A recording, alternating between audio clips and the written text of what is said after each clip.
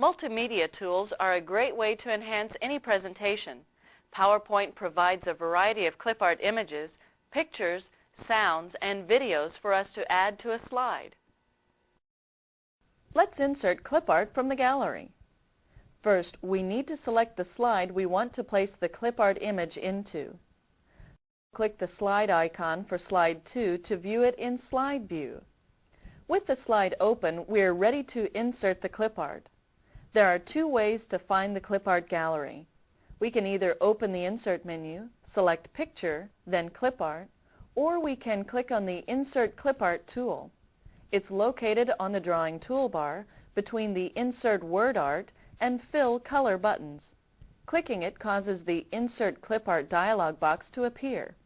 The clip art gallery can store more than just simple clip art. It also stores pictures, sounds, and videos in one convenient location for easier access when a user wants to turn a plain text-based slide into a professional-looking multimedia presentation. With the Pictures tab selected, let's examine what's here, a list of clip art categories. By clicking on a category, we're able to see the contents of that category. With the People at Work category selected, we'll insert a graphic of some people in a meeting. Let's click on it and see the flyout menu. We'll select the first button, Insert Clip, to place the image into the slide. Next, let's scale the image so it isn't so overbearing. Let's right-click on the picture and choose Format Picture from the shortcut menu. We'll select the Size tab, and in the Scale area, we'll change the height to 70% and choose OK. When scaling an object, the Lock Aspect Ratio radio button will automatically adjust the width if the height is adjusted or vice versa. Now let's move our picture to the bottom right corner of the slide. We can do this simply by clicking on the picture and dragging and dropping it where we want. Sooner or later, we're going to want to add a slide to our presentation.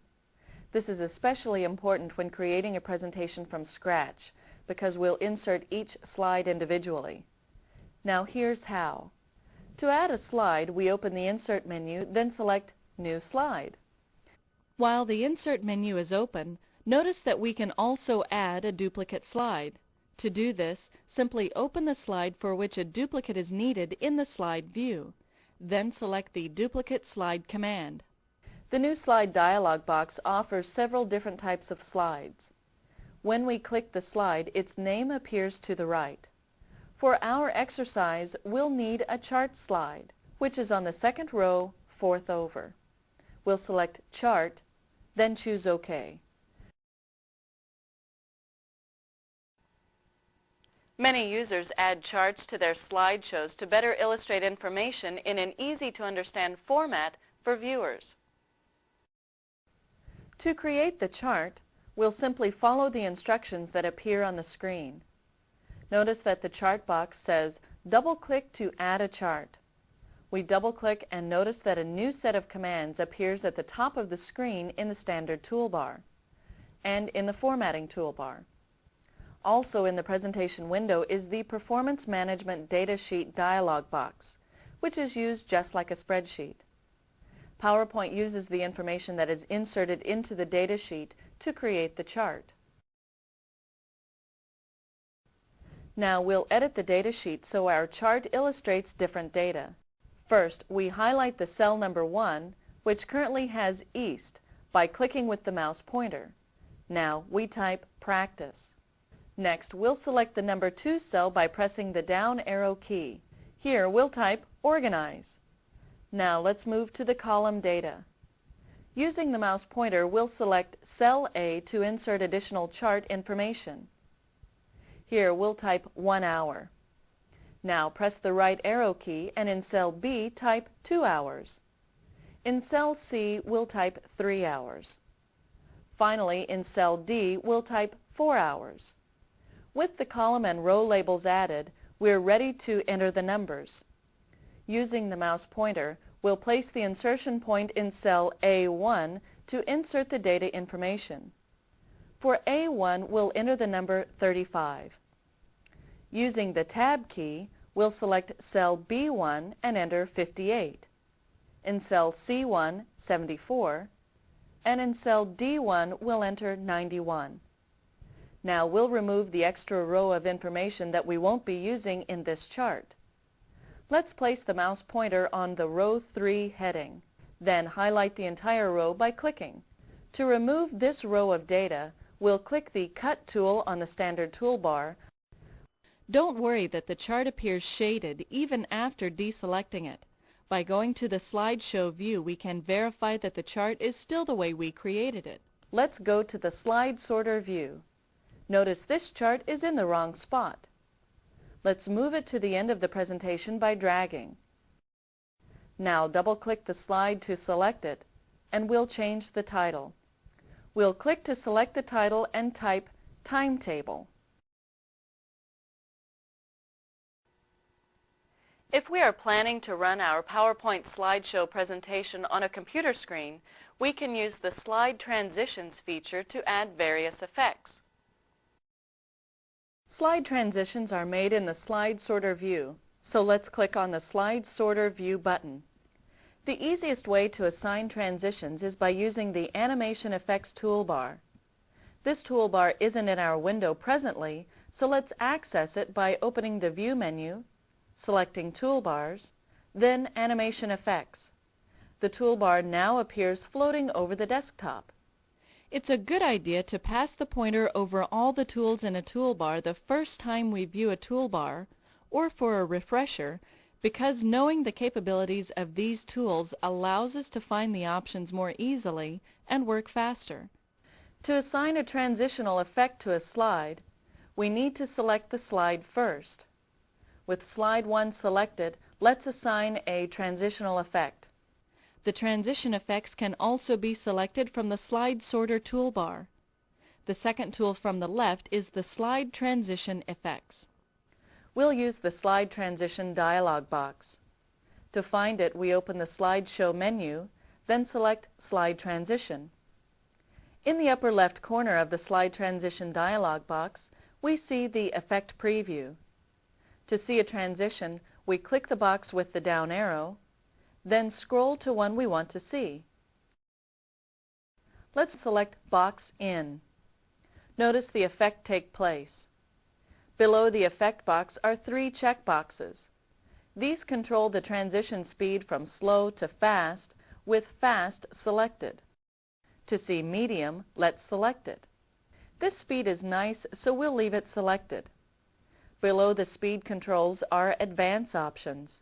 This controls how we will advance to the next slide. Notice that on a mouse click is selected, but we can also enter in a time frame in which the slide will automatically advance.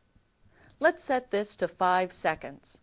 If you choose to set a time to automatically advance, be sure to practice the presentation beforehand to determine how long should be allowed. The Rehearsal Timings command in the Slideshow menu is also very helpful.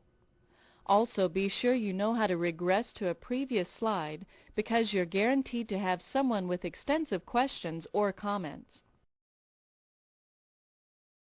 With our advanced settings set as they are, we can either click to progress to the next slide, or PowerPoint will automatically move us back after 5 seconds have elapsed.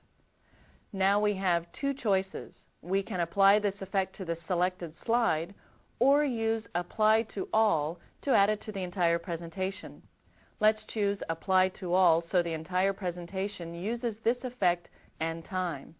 Back in the slide sorter, a Transition Effects button appears below Slide 1. By clicking on this Transition Effects button, we can preview how the transition will look on our actual slide. We also see that 5 seconds has been applied to each slide. Also on the Slide Sorter toolbar, located below the standard toolbar, we see the second tool, Slide Transition Effects, displays the type of effect applied. Let's play the slideshow to see how this looks. We open the Slideshow menu, then choose View Show.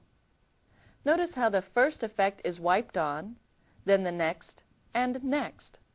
We can move to the next slide by clicking the mouse or waiting 5 seconds.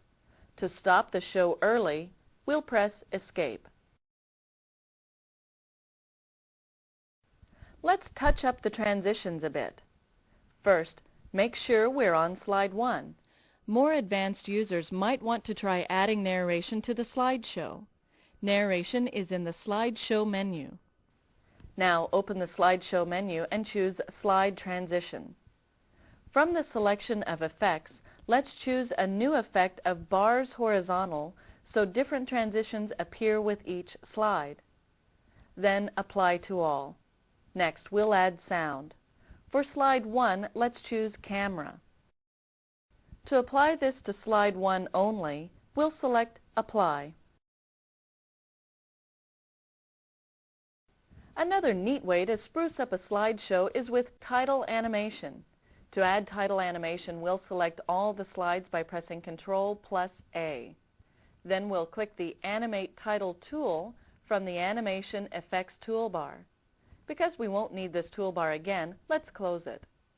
Now let's view the show by clicking the Slideshow button at the bottom of the window. As we move from slide to slide, notice the titles drop in. There is sound on slide 1 and different transition effects for each slide. Let's run a spell check on our presentation. We'll go to slide 1 and misspell performance. Now deselect the text box and notice the word has a red wavy underline to point out that its spelling is not identified in the dictionary. To spell check, simply choose Spelling from the Tools menu. It comes up as Not in Dictionary. We have several choices for what we can do next. Let's choose Change to replace the incorrect spelling with the correct one. Now we see the spelling check is complete in our window, and we can click OK to close the dialog. If there were other misspelled words, the spell check would have found them for us and brought them to our attention. Even if we plan to display the slides through a slideshow, it is a good idea to print them out to better identify mistakes. We open the File menu, then select Print. We see the number of copies to be printed and other printing settings. Let's review what we covered in this chapter. We learned how to add clip art, insert a new slide, and to insert a chart or edit the datasheet. We've added transition effects and animation to the title. Then finally, we learned how to print our slides on paper or transparencies.